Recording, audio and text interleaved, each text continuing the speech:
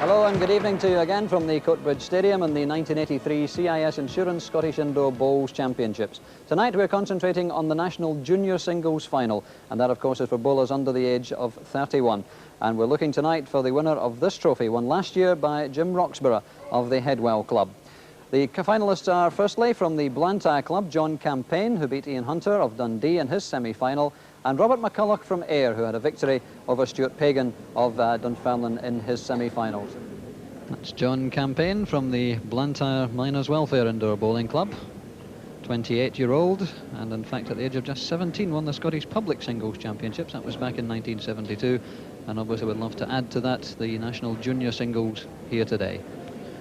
Robert McCulloch, also a 28-year-old, and tonight representing the Ayr Club, although he also is a member of Prestwick Indoor Bowling Club, and remarkably has only been bowling for 6 years and already has achieved this very high standard. Very confident player, Robert McCulloch from Ayr.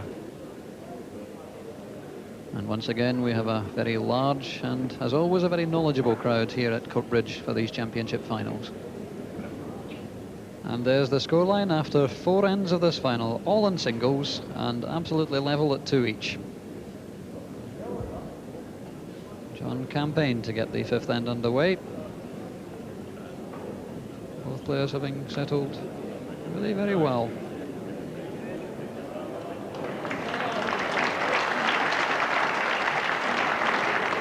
Campaign moves the jack with the toucher.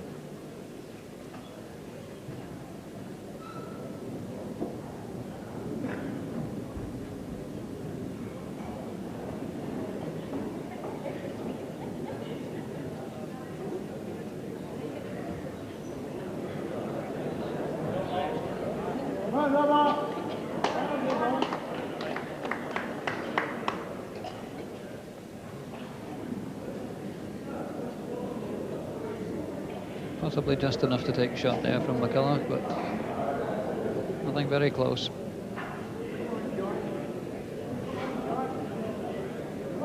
Yes.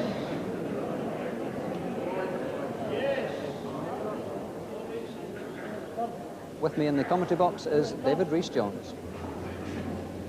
And there's a join in the carpet there, just 18 inches short of the jack, and it's noticeable that the woods, as they approach that join, slow down. If they reach the join, they speed up a little on the other side.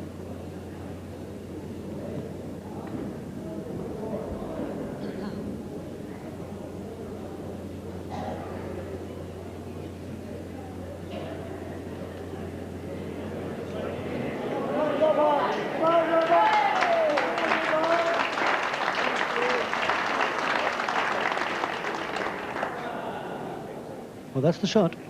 No doubt about that.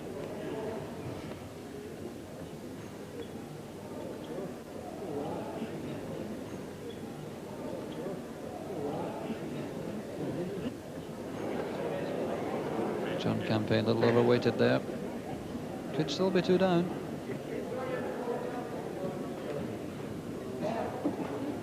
Nothing very complicated here for Robert McCulloch. Just a backhand draw.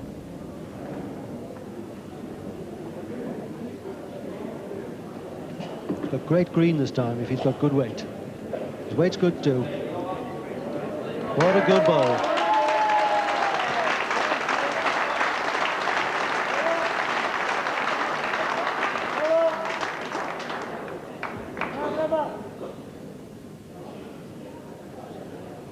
So John Campaign lying 2 down, possibly lying 3 down. Needs something here, and he's got it. He's got something.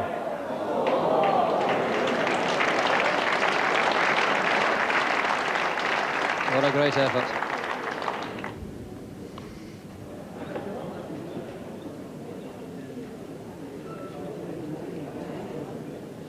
It's a little dangerous.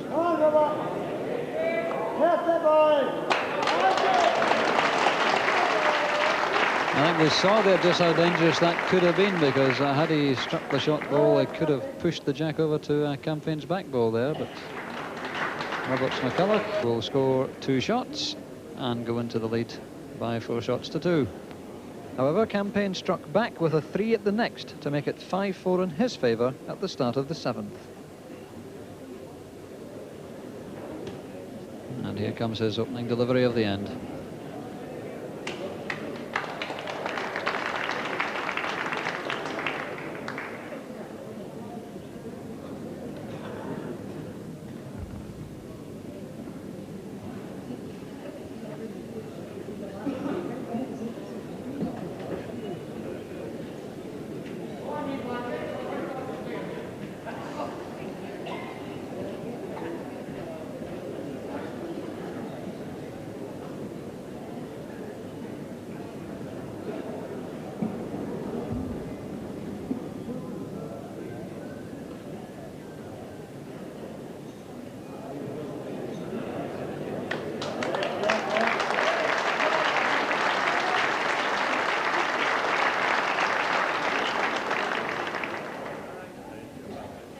Very good delivery again from Campaign.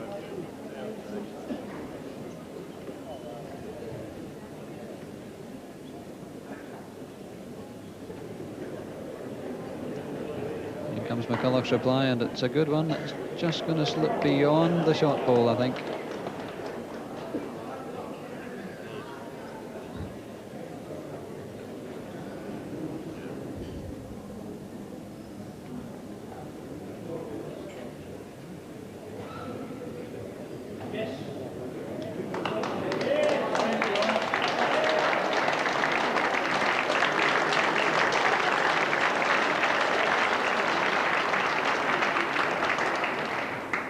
Yes, John Campaign is developing quite a consistent delivery and quite a consistent result, bowling quite a number of his woods within a foot now and putting some pressure on the young man from Ayr. This man looked very impressive in his semi-final, but he was in front all the way. Now he's under some pressure. Well, he didn't miss those in the semi-final when he was in front.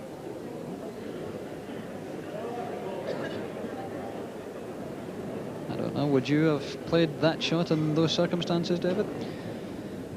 Well, his favourite shot on this green is the draw on the backhand, and that is there is an obstacle in his path on the backhand at the moment. It makes it very difficult. I think I would have played the same shot as Robert McCulloch under those circumstances, yes. And John Campaign piling on the pressure here. It looks very much like 3 shots to the man from Blantyre. And just a little unfortunate there to see his bowl topple out. It's in the count, all right, but it's widened the head. Yes, here it comes again. It's wide again. Missed it in exactly the same place, and that could be 3 shots for the second consecutive end for John Campaign.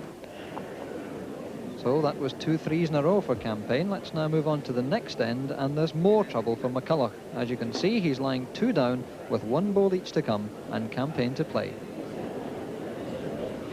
John Campaign will want another shot, but he doesn't want to make things any easier. He doesn't want to widen the target. He wants one close here. Oh, he's got a beauty.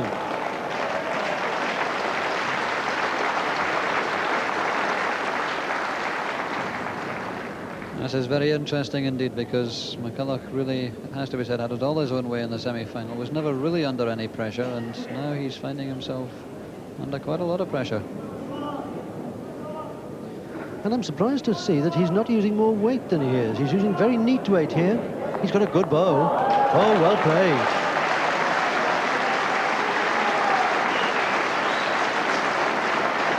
Beautifully accurate delivery from the Ayrshire. Was lying 3 down as he stood on the mat to play that ball, and in the end he scores 1, so a turnaround of 4 shots, and a very welcome one too for Robert McCulloch. And although John Campaign went 9-5 ahead after 9 ends, Robert McCulloch, as you can see, has picked up a single, a 2 and another single to level it at 9-all after 12 ends of this final. Campaign's got a chance for 2. A gentle trail on that jack, and there's 2 shots to him.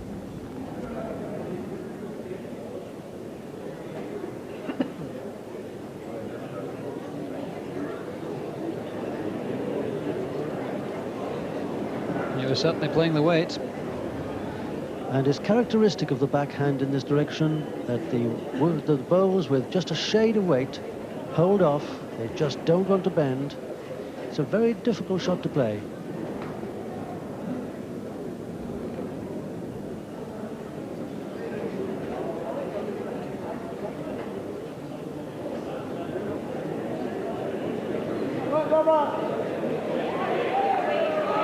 Oh, he's given it away. Well, very unlucky. He showed John Campaign the sort of bowl that he should have been playing, and he was unlucky enough to slice the jack. If he'd picked it up full, he could have made 2 of it for himself.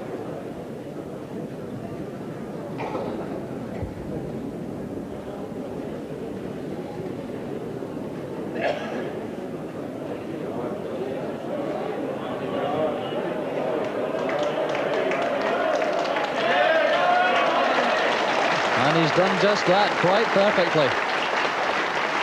What a great delivery there from John Campaign. And that will take him back into the lead again at 11-9 after 13 ends.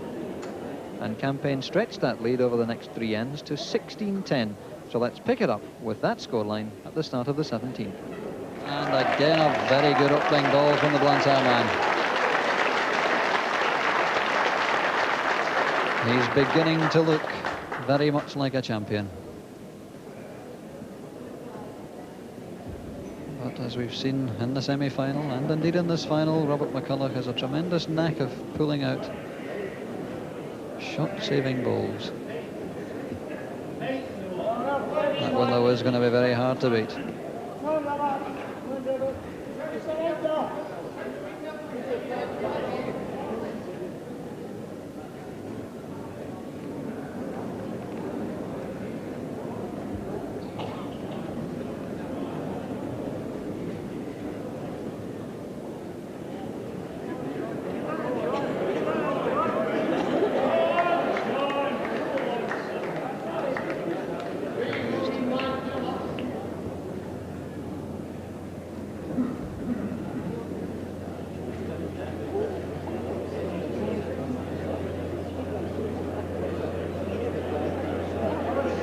This looks good. Oh, just a little too strong. Good effort. Absolutely no substitute for weight on that backhand. The slightest suspicion of too much weight and the wood carries by. Just won't bend.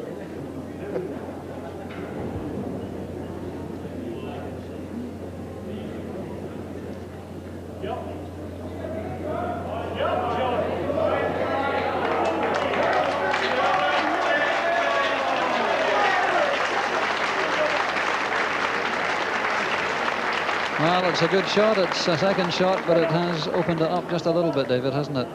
Oh yes, the expression on John Campaign's face then told it all. He wasn't at all pleased to see the jack move sideways, because it's offered the opportunity to Robert McCulloch to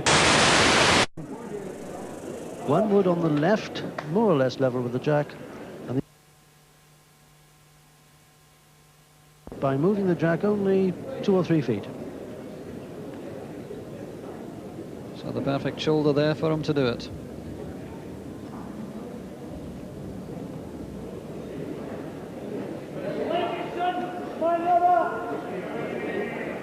He's missed it. In fact, he's given away another shot. And that was the worst possible result for him. There's still a big turnover possible here.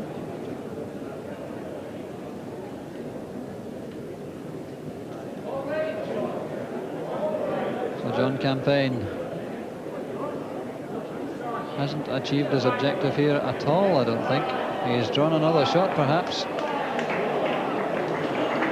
Well, that's surely not what he was trying to do. He was waving his arms anxiously, urging that bowl on. He wanted another yard or so on that to get into a good insurance position round the back.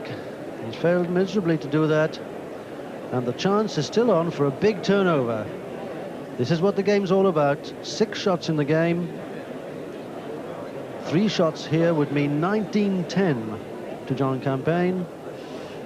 If Robert McCulloch can wrest that jack away from Campaign's bows, then the score will be 16-14.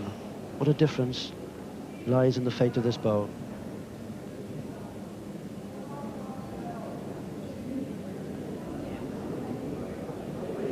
Certainly playing it with the weight.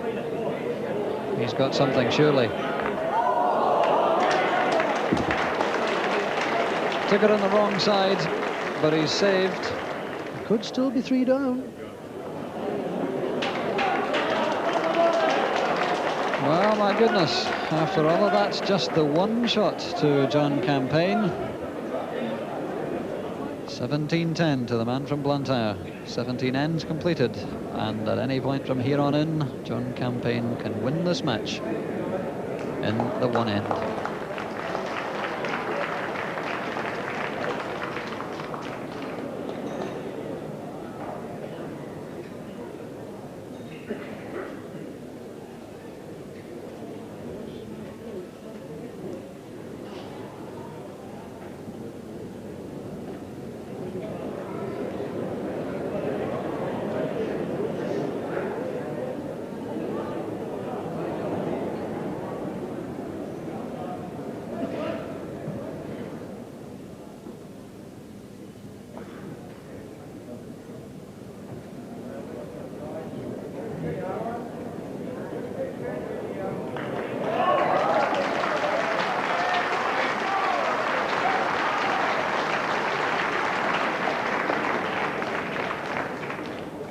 Campaign piling on the pressure. Another very good ball there.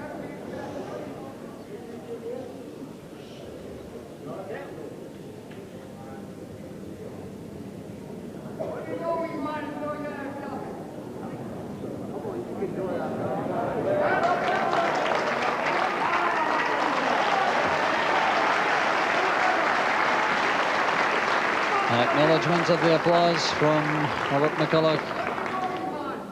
What a very good ball to take the shot. But I'm sure that he would wish that that bowl was in front of or behind the jack rather than sitting at the side of it as it is.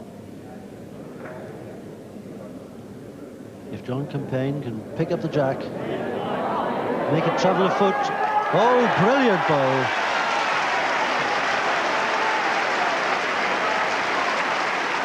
Surely that's the bowl which will win this championship. What a great bowl that was. Well, let's take another look at that one, because that really was worth seeing again.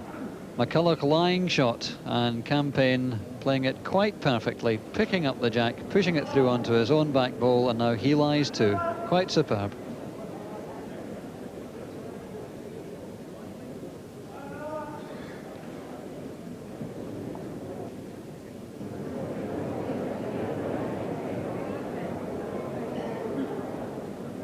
John Campaign will be well satisfied with 2 here. I don't think he'll want to get very close. He certainly won't want to make the target any bigger and make things easy for his opponent. But he appears to be trying to draw another shot.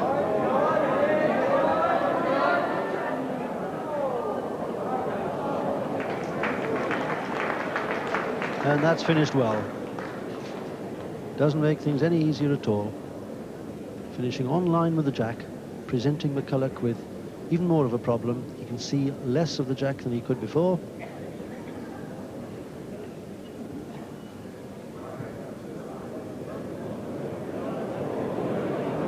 And he's short. He's not up to the head. And that is a sure sign of pressure. 2 more shots to John Campaign of Blantyre, and he now moves to within 2 shots of victory at 19-10.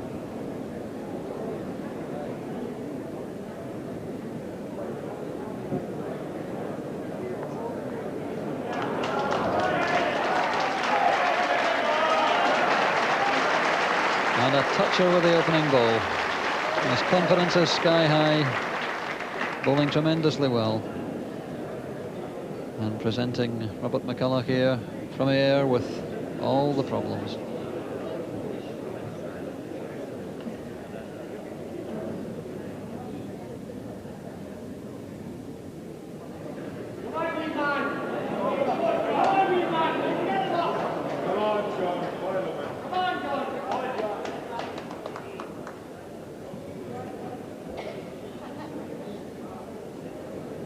Adrenaline is pumping. He's playing well. He's within 2 shots of winning a national title.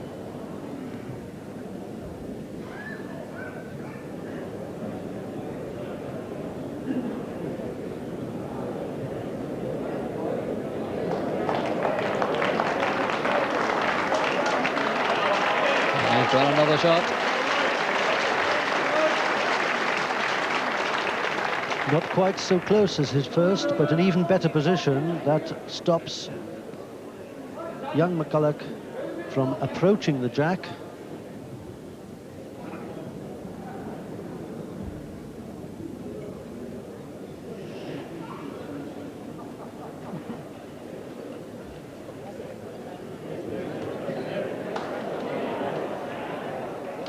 Oh, just sliding on.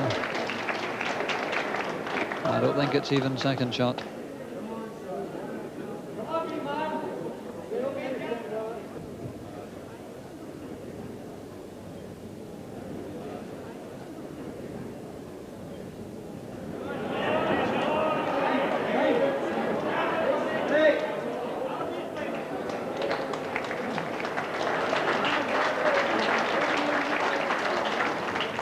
And that last delivery of his, although short of the jack, was intentionally, I feel, in a protective position.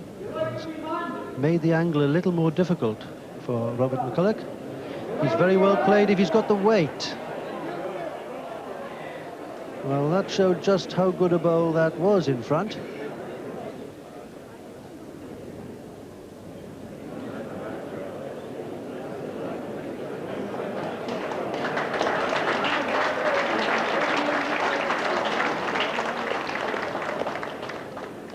Well, I would venture to say that he definitely is game against, and he will have to play a desperate shot here. Well, he's drawing. Well, I think he surprised all of us and most of the crowd there. He is drawing, and he's well played, but can he get back in time? No, he can't. He's by. He's gone. The game's over. John Campain of Blantyre has won the Junior National Singles for 1983. 21 shots to 10, and done it in the most convincing fashion. Robert McCulloch simply not allowed to play that confident game which had been his trademark in his semi-final win, and in the end a scoreline which tells its own story. Victory for John Campain.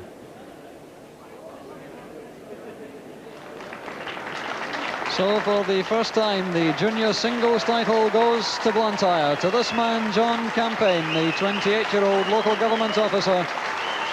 A 21-10 final victory.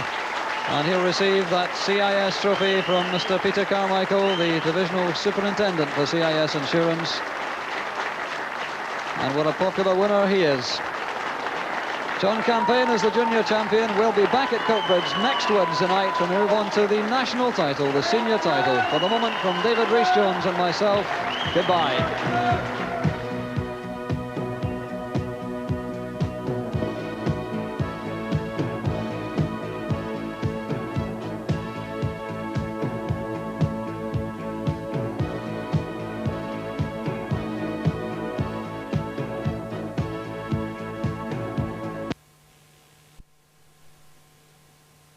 Scotland going off. Stadium trailing by 2-0. There's the sound. From that point on, East Germany were undoubtedly in control. Taking the field, Joachim Schultz's cross. So the half-time scoreline.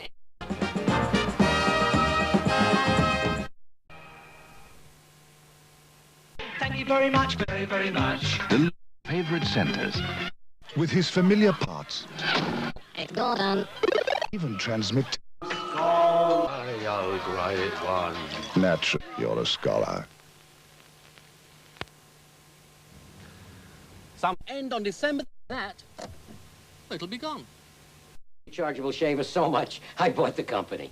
The first mic, or your money back. And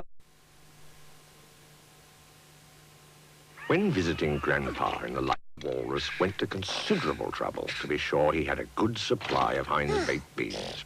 But Walter, his mother smiled, Just like you, your grandpa's always loved that special taste of Heinz baked beans, which is why he grew to...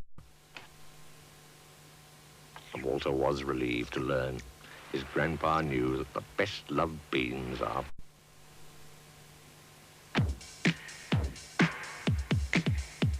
Electrical shopping, come to Curry's today. You can't buy cheaper, there's no better way. Offer you more, our service doesn't stop at the door. Oh, thank you. You have 20 seconds on how you could use a loan for the Bank of Scotland starting from now. A new car. A holiday, Dad. Oh, a holiday, yes. A new carpet. Oh, a new carpet. And you, miss? Oh, a video. And the coat I just saw. And Mum would like a new fridge. Oh, I'm sure she would. And the golf club. Fine. Well, to get a loan from the Bank of Scotland, you don't have to be a customer. Right. Right. And it could cost a lot less than you imagine. Right. Right. What are you going...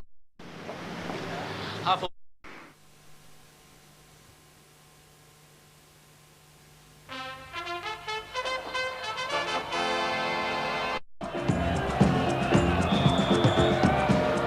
East Germany start the second half, and talking over the interval period, the rather extended interval, but I think he must have been getting the ball to the front men from the Scottish midfield.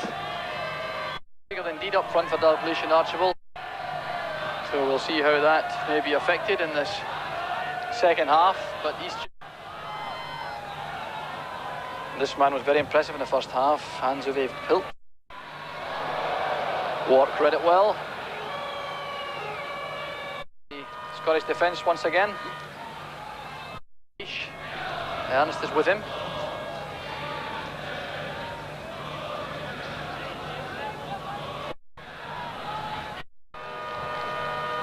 Bannon stayed wide in the left. Well, the Scots may not be wildly impressed by Ruud Balight's goalkeeping, but that certainly caused them no trouble at all. There's Bannon. Strachan using McStay. Archibald's the target. Can he turn? Still Steve Archibald. On to Wark. Well, that's the kind of shooting opportunity which Wark generally relishes, but he was closed down very quickly indeed. Good play though by Steve Archibald. Scotland have the throw.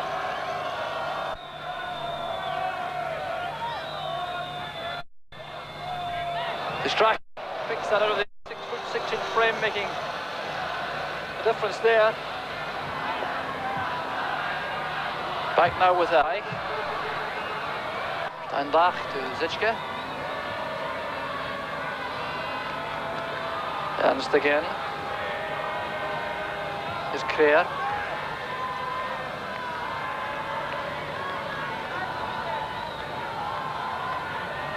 These Germans refusing to be hurried as they hold possession from that deep position.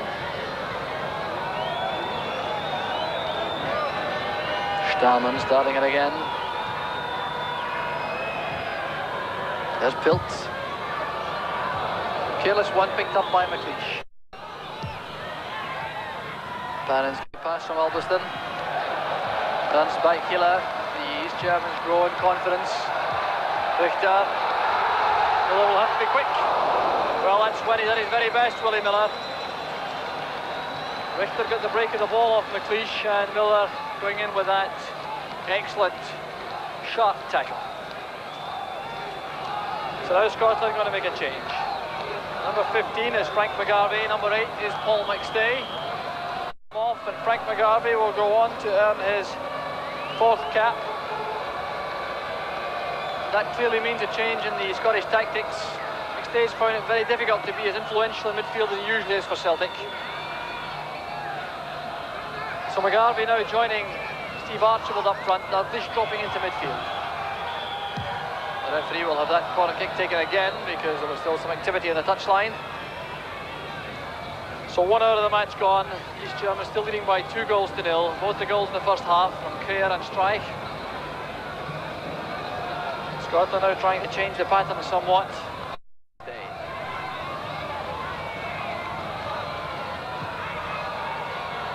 Pilts and Steinbach working the corner kick, and Thompson happy to watch that rising over the bar. What a dig in that shot from Steinbach. Linking